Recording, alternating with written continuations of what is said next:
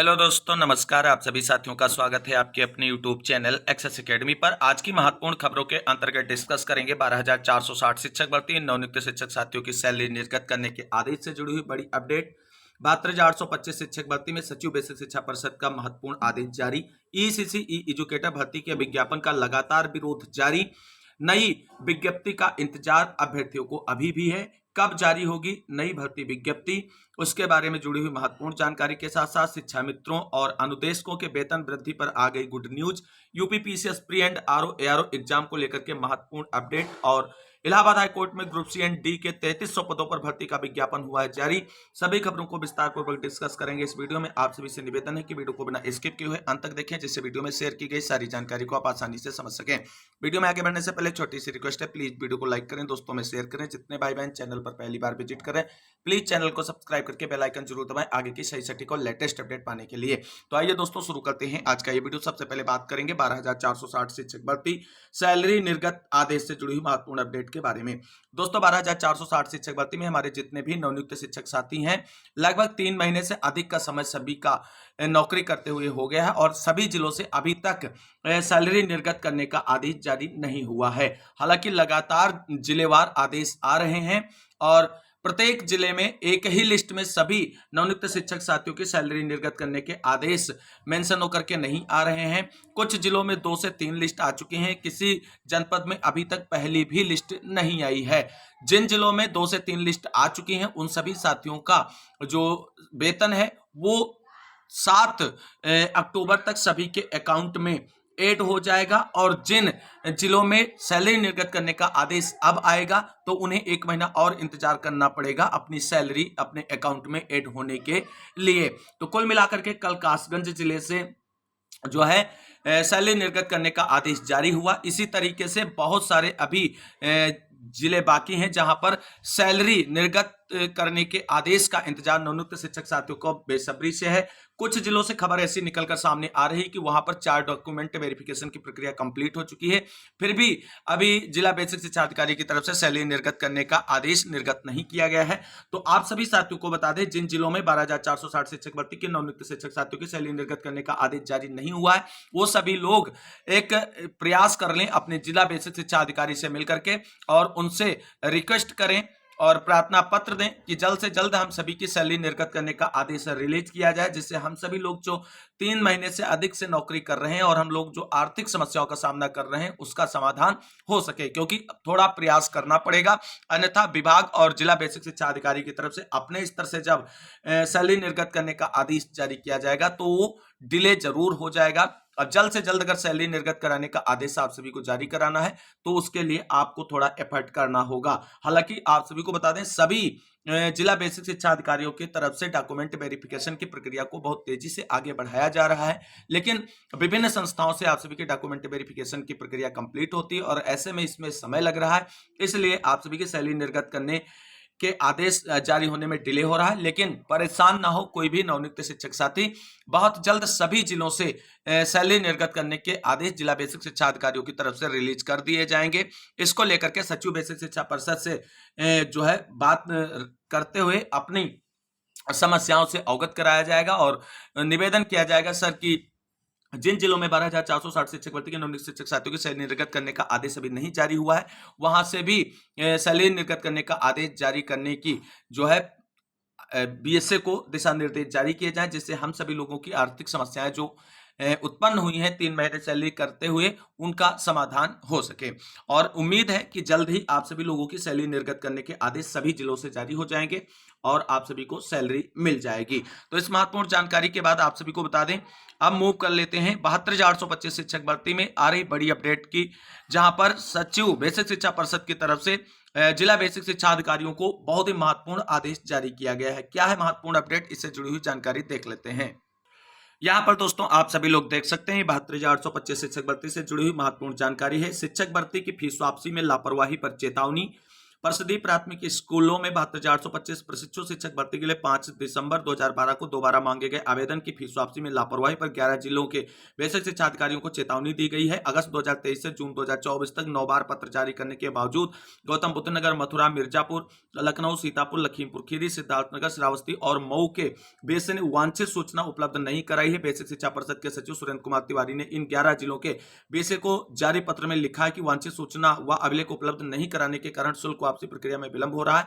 Court ने बहुत अधिक अप्रसन्नता व्यक्त की है। सचिव ने इन 11 बेसे को बुधवार तक वांछित सूचना बेसिक शिक्षा परिषद कार्यालय में विशेष वाहक के माध्यम से उपलब्ध कराने के दिशा निर्देश जारी किए हैं।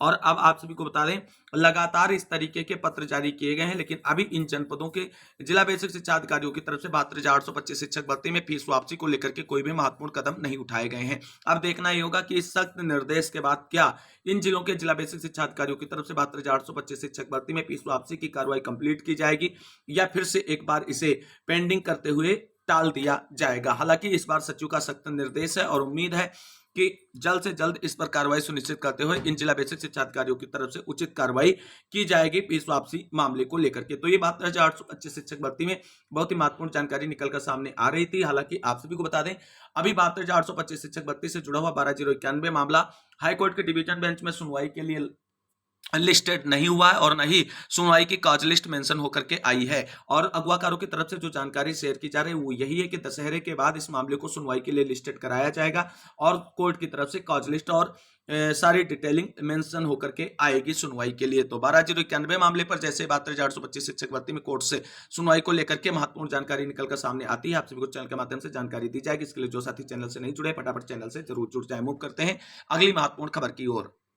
दोस्तों बात कर लेते हैं उत्तर प्रदेश में 10,684 पदों पर होने वाली ईसीसी ई एजुकेटर भर्ती प्रक्रिया से जुड़ी हुई बड़ी अपडेट के बारे में। दोस्तों जैसा कि आप सभी लोग जानते हैं, उत्तर प्रदेश बेसिक शिक्षा विभाग की तरफ से प्री प्राइमरी जो एजुकेटरों के अंतर्गत ईसीसी ई एजुकेटर भर्ती के लिए 10,684 पदों पर भर्ती की विज्ञप्ति जारी की गई थी। विज्ञप्ति में 30 सितंबर आखिरी डेट थी भर्ती प्रक्रिया पूरी करने को लेकर के, लेकिन 30 सितंबर निकल गया और भर्ती प्रक्रिया को लेकर के कोई भी प्रोसेस आवेदकों के लिए आगे नहीं बढ़ाया गया है। और अब सभी आवेदक जो इस भर्ती में आवेदन करना चाहते हैं उनको बेसिक शिक्षा विभाग की तरफ से ईसीसी ई एजुकेटर भर्ती की ऑफिशियल विज्ञप्ति का इंतजार है और नई विज्ञप्ति जो है वो अक्टूबर के सेकंड वीक तक जारी हो जाएगी। और अब की बार आवेदन प्रक्रिया शुरू करने की जो टाइम टेबल है वो भी मेंशन होकर के आने की उम्मीद है विज्ञप्ति में। और पूरी जो भर्ती प्रक्रिया है वो एक टाइम बाउंडेशन के तहत कंप्लीट होने को लेकर के जो है विज्ञप्ति जारी होगी, ऐसी खबरें निकलकर आ रही हैं बेसिक शिक्षा विभाग उत्तर प्रदेश और उत्तर प्रदेश सरकार की तरफ से। हालांकि जब तक ऑफिशियल विज्ञप्ति नहीं आ जाती तब तक सारे कयास जो हैं वो केवल इसी तरीके से लगाए जा सकते हैं और ऑफिशियल विज्ञप्ति का इंतजार बहुत जल्द अभ्यर्थियों का समाप्त होगा, ऐसी बेसिक शिक्षा विभाग की तरफ से जानकारी निकलकर सामने आ रही है। क्योंकि इस भर्ती को लेकर के युवाओं में काफी उम्मीदें हैं और उन्हें प्री प्राइमरी के अंदर एजुकेटर बनने का एक सपना जो है वो कहीं ना कहीं साकार हो सकता है इस भर्ती के माध्यम से। अब देखना ही होगा कि ईसीसी ई एजुकेटर भर्ती की ऑफिशियल विज्ञप्ति जो जारी होती है उसमें क्या क्या चीजें और क्या क्या टाइम बाउंडेशन मेंशन होकर के आता है, ये बहुत ही महत्वपूर्ण होगा। हालांकि आप सभी लोग जानते हैं जब से ईसीसी एजुकेटर भर्ती की विज्ञप्ति डीजी मैम की तरफ से जारी हुई थी उसके तुरंत बाद से आंगनबाड़ी कार्यकर्तियों सहायिकाओं के द्वारा लगातार इस भर्ती का विरोध किया जा रहा था। आज भी आप सभी लोग देख सकते हैं यहाँ पर खबरें निकलकर सामने आ रही हैं और ईसीसी एजुकेटर भर्ती का विरोध लगातार जारी है। हालांकि आप सभी को बता दें सरकार इस विरोध से इस भर्ती को रद्द नहीं करेगी, यह भर्ती 100% होने वाली है क्योंकि यह न्यू एजुकेशन पॉलिसी 2020 के तहत कंपलसरी है और आने वाले समय में प्रत्येक आंगनबाड़ी केंद्र में ईसीसी ई एजुकेटर भर्ती के अंतर्गत एजुकेटरों की नियुक्ति की जाएगी। यहाँ पर दोस्तों आप सभी लोग देख सकते हैं आंगनबाड़ी कार्यकर्ताओं ने किया प्रदर्शन, विशेष शिक्षकों की तैनाती का विरोध, मांगों का सौंपा ज्ञापन। आंगनबाड़ी केंद्रों पर विशेष शिक्षकों की तैनाती का विरोध कर रही आंगनबाड़ी कार्यकर्ताओं ने सोमवार को कलेक्ट्रेट पहुंच नायब तहसीलदार को मुख्यमंत्री को संबोधित ज्ञापन सौंपा। ज्ञापन में विशेष शिक्षकों की तैनाती प्रक्रिया पर रोक लगाते हुए लंबित सभी मांगे पूरी करने की मांग की। बाल विकास परियोजना के अधीन संचालित आंगनबाड़ी केंद्रों पर कार्यरत सहायिका एवं कार्यकर्ता राज्य कर्मचारी का दर्जा प्राप्त करने के साथ ही पेंशन व मेडिकल सुविधा के लिए काफी दिनों से संघर्ष कर रहे हैं। इसी बीच शासन की ओर से केंद्रों पर विशेष शिक्षकों की तैनाती करने की प्रक्रिया गतिमान की गई है। इसके विरोध के साथ लंबित मांगों को पूरा करवाने की मांग को लेकर सोमवार को आंगनबाड़ी संयुक्त मोर्चा के बैनर तले प्रदर्शन पर उतर आए। आंगनबाड़ी कार्यकर्ता एवं सहायिकाओं ने कलेक्ट्रेट के साथ विकास भवन पहुंचकर विरोध प्रदर्शन किया। कलेक्ट्रेट में नायब तहसीलदार अनुश्री और विकास भवन में डीपीओ संतोष श्रीवास्तव ने मुख्यमंत्री को संबोधित ज्ञापन सौंपा। मांगे पूरी न होने पर गांधी जयंती को आंगनबाड़ी बचाओ दिवस के रूप में मनाने के साथ आंदोलन की भी चेतावनी दी। इस मौके पर जिला अध्यक्ष भानुमति, बिंदु गुप्ता, सुदामा मौर्य सहित बड़ी संख्या में आंगनबाड़ी कार्यकर्ता एवं महिलाएं मौजूद रही। तो आप सभी लोग देख सकते हैं ईसीसी एजुकेटर का विरोध लगातार जारी है। हालांकि आप सभी को बता दें, इस तरीके के विरोध से ये भर्ती रद्द नहीं होगी। ये भर्ती होगी बहुत जल्द। इसकी ऑफिशियल नई विज्ञप्ति आप सभी के सामने होगी। जैसे नई विज्ञप्ति जारी होती है, बेसिक शिक्षा विभाग उत्तर प्रदेश की तरफ से आप सभी को चैनल के माध्यम से उसके बारे में सूचित किया जाएगा। अब दोस्तों बात कर लेते हैं शिक्षा मित्रों और देशकों के लिए आ रही बड़ी खबर के बारे में। यहाँ पर आप सभी लोग देख सकते हैं कि शिक्षा मित्रों देशकों को मिल सकता है मानदेय वृद्धि का तोहफा, परियोजना निदेशालय ने मांगा ब्यौरा।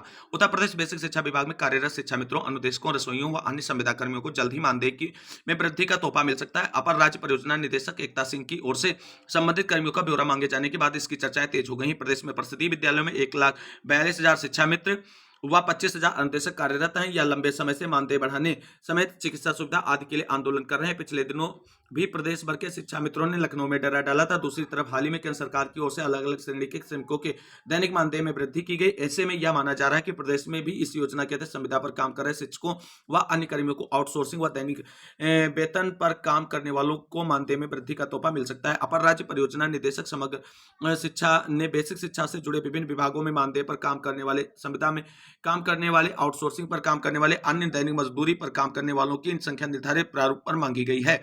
उन्होंने निदेशक मध्याह्न भोजन प्राधिकरण, बेसिक शिक्षा निदेशक, एससीईआरटी निदेशक, साक्षरता एवं वैकल्पिक शिक्षा निदेशक व राज्य शैक्षिक तकनीकी संस्थान के निदेशक को पत्र भेजकर निर्धारित प्रारूप पर शासन को सूचना उपलब्ध कराने का निर्देश दिया है। इसके बाद से दैनिक मानदेय पर काम करने वाले कर्मचारियों में मानदेय वृद्धि की एक नई उम्मीद जगी है। और अगर राज्य सरकार की तरफ से मानदेय वृद्धि की जाती तो एक स्वागत, एक और बड़ा फैसला होगा, क्योंकि लंबे समय से ये लोग संघर्ष कर रहे हैं मानदेय वृद्धि को लेकर के, और इस पर राज्य सरकार को विचार करते हुए मानदेय वृद्धि का फैसला फाइनली लेना ही चाहिए। अब देखना ही होगा इस पर क्या फैसला आता है राज्य सरकार की तरफ से, वो बहुत ही इंपॉर्टेंट होगा।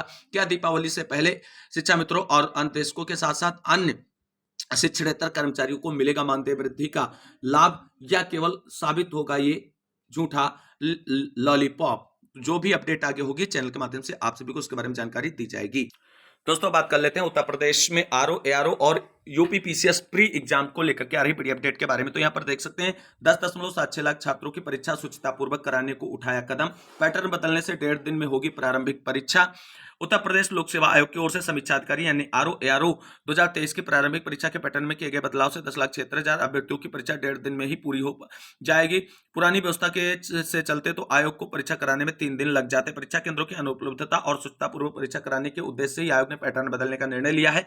सरकार की गाइडलाइन के अनुसार सभी 75 जिलों के राजकीय और सहायता प्राप्त माध्यमिक व उच्च शिक्षण संस्थानों को परीक्षा केंद्र बनाने पर भी एक दिन में अधिकतम 4.80 लाख अभ्यर्थियों की परीक्षा ही कराई जा सकती है, जैसा कि पिछले महीने सिपाही भर्ती परीक्षा में देखने को मिला था। सभी केंद्रों की अधिकतम क्षमता का उपयोग करते हुए तो भी पुराने पैटर्न पर आरओ, एआरओ की परीक्षा करने में 3 दिन का समय लगता है। इसे देखते हुए आयोग ने सामान्य अध्ययन और सामान्य हिंदी की अलग अलग परीक्षा कराने के बजाय 3 घंटे का एक प्रश्न पत्र तैयार कराने का फैसला लिया है। 3 घंटे की एक पाली होने के कारण 10,76,000 अभ्यर्थियों की परीक्षा 3 पाली में 1.5 दिन में ही संपन्न हो जाएगी। इसका दूसरा लाभ यह मिलेगा कि कम समय में परीक्षा होने से शुचिता बनी रहेगी। जितना अधिक समय परीक्षा कराने में लगेगा उतना अधिक उसमें सेंधमारी की आशंका बढ़ जाती है। गौरतलब है कि आरओ के 334 और एआरओ के 77 कुल 411 पदों के लिए आयोग की ओर से